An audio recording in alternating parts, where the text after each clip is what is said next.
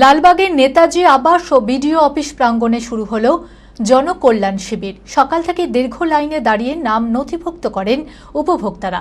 বিভিন্ন জনকল্যাণমূলক প্রকল্প সংক্রান্ত তথ্য ও পরিষেবা পাওয়ার জন্য মানুষের আগ্রহ ছিল চোখে পড়ার মতো। অনুষ্ঠানের উদ্বোধনী পর্বে উপস্থিত ছিলেন মন্ত্রী গৌরীশঙ্কর ঘোষ, জেলা শাসক আর অর্জুন, লালবাগ মহকুমার শাসক সহ অন্যান্য আধিকারিকরা। মানসিক স্বাস্থ্যের জন্য সবার আগে যে নামটি মনে ভেসে ওঠে, সুস্থ মনের ঠিকানা মনোবীক্ষণ। যোগাযোগ নাম্বার 7477799513।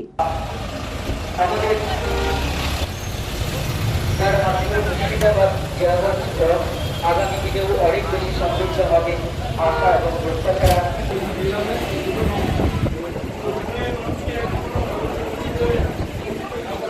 শুরু হলো রাজ্য সরকারের নতুন পরিষেবা জনকল্যাণ শিবির। এই শিবির উপলক্ষে সাধারণ মানুষের ব্যাপক ভিড় লক্ষ্য করা যায় লালবাগে।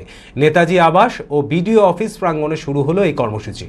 বিভিন্ন সরকারি প্রকল্পের পরিষেবা গ্রহণের জন্য বহু মানুষ এদিন উপস্থিত হন।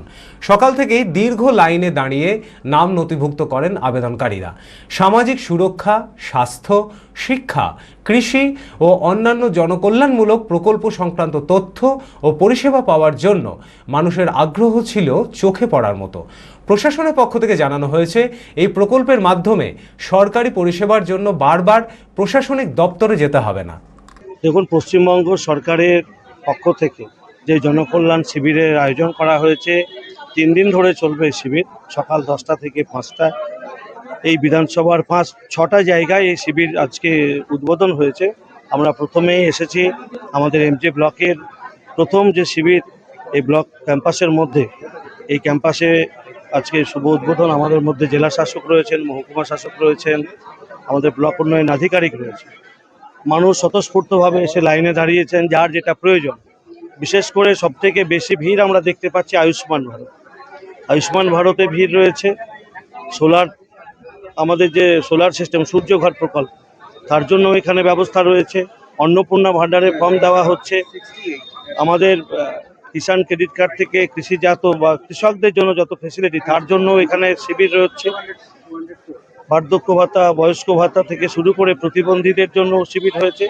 অর্থাৎ এখানে প্রায় 56টা বিষয়ের উপরে আজকে শিবির উদ্বোধন হয়েছে। আগামী 3 দিন ধরে চলবে। যে সমস্ত মানুষ এই ধরনের সুযোগ সুবিধা পাওয়ার উপযুক্ত, তাদের কাছে আমরা আহ্বান জানাচ্ছি যে আপনারা আসুন। আপনার কাছাকাছি যে শিবির, সেই শিবিরে এসে আপনি যে বিষয়ের জন্য ফর্ম ফিল আপ করতে রাখছেন, সেই নির্দিষ্ট করা টেবিলে আসুন। সেখানে সরকারি আধিকারিকরা রয়েছে, তারা আপনাদের হেল্প করবে। এই শিবির 3 দিন ধরে চলবে। অনুষ্ঠানে উদ্বোধনী পর্বে উপস্থিত ছিলেন মন্ত্রী গৌরীশঙ্কর ঘোষ, জেলা শাসক আর অর্জুন, লালবাগ মহকুমা শাসক সহ আরও অন্যান্য আধিকারিকরা। 15, 16, 17 তারিখ 3 দিন ধরে জনকল্যাণ শিবির পুরো স্টেটে শুরু হয়েছে। আমাদের মুর্শিদাবাদ জেলাতেও শুরু হয়েছে। মুর্শিদাবাদ জেলাতে 68টা ভেন্যুতে এই শিবিরটা হবে। এইগুলো 3 দিন ধরে চলবে।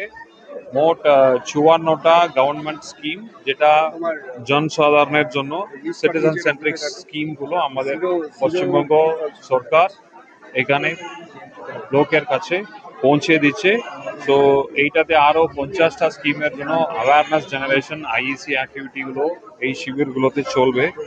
বিশেষ করে বলতে গেলে আয়ুষ্মান ভারত, অন্নপূর্ণা যোজনা, একটি গাছ মায়ের নামে, এই ধরনের স্কিমগুলো এখানে করা, মানে লোকের কাছ থেকে অ্যাপ্লিকেশনগুলোকে ফিল আপ করে নিয়ে জমা করে প্রসেসিং করা হবে। Be care institute of management and technology ভর্তি চলছে civil, mechanical, electrical, electronics and telecommunication engineering কোর্সে। শিক্ষাগত যোগ্যতা: প্রথম বর্ষে ভর্তির জন্য মাধ্যমিক পাস এবং দ্বিতীয় বর্ষে ভর্তির জন্য বিজ্ঞান বিভাগে উচ্চ মাধ্যমিক পাস অথবা উচ্চ মাধ্যমিক ভোকেশনাল পাস। খুবই অল্প খরচে পড়ার সুবর্ণ সুযোগের সাথে রয়েছে স্কলারশিপের ব্যবস্থাও। রয়েছে বাস পরিষেবা ও হোটেলে থাকার ব্যবস্থা। আইটিআই পাস ছাত্রছাত্রীদের দ্বিতীয় বর্ষে সরাসরি ভর্তি চলছে। মেধাবী ও আর্থিক দিক দিয়ে পিছিয়ে পড়া ছাত্রছাত্রীদের জন্য রয়েছে 20% বিশেষ ছাড়। ঠিকানা NH 34 এর কাছে, কানফালা, নবগ্রাম, মুর্শিদাবাদ। যোগাযোগ নাম্বার 08967158821।